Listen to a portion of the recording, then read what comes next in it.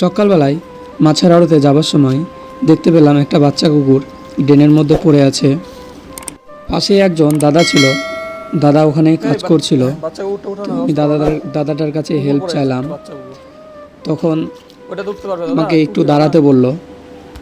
জানি না কখন থেকে এরকম ড্রেনের মধ্যে পড়ে আছে, দেখো এরকম ছটফট করছে ওঠার জন্য।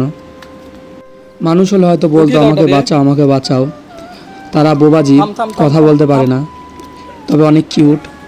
তোমরা পারলে তাদের সবসময় হেল্প করবে, পাশে থাকবে।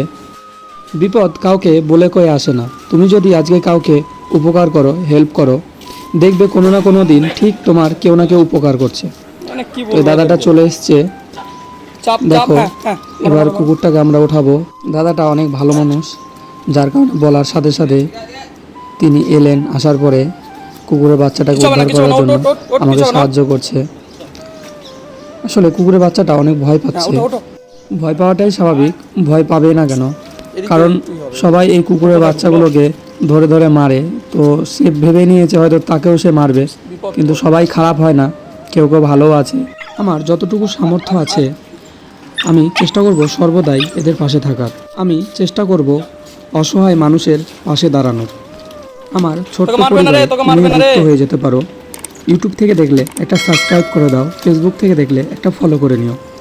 অনেকেই বলতে পারো হেল্প করলে করো, এরকম ভিডিও করে দেখানোর কি আছে। তো বন্ধুরা, কিছু জিনিস সারা জীবন স্মৃতির পাতায় অমর করে ধরে রাখতে চাই। আমরা অনেক চেষ্টা করেছি অনেকক্ষণ ধরে, কিন্তু কোনোভাবে কুকুরের বাচ্চাটাকে ড্রেন থেকে উদ্ধার করতে পারছিলাম না। শেষমেশ আমি হাত দিয়ে ড্রেন থেকে তোলার চেষ্টা করলাম, কিন্তু তাও কাজ হচ্ছিল না। অনেক ভয় খেয়ে গেছিল, অনেক কষ্ট করে তাকে সেখান থেকে উদ্ধার করা হলো। জানি না কখন থেকে সে ড্রেনের মধ্যে পড়েছিল। তো ভিডিওটা ভালো লাগলে একটা লাইক করো।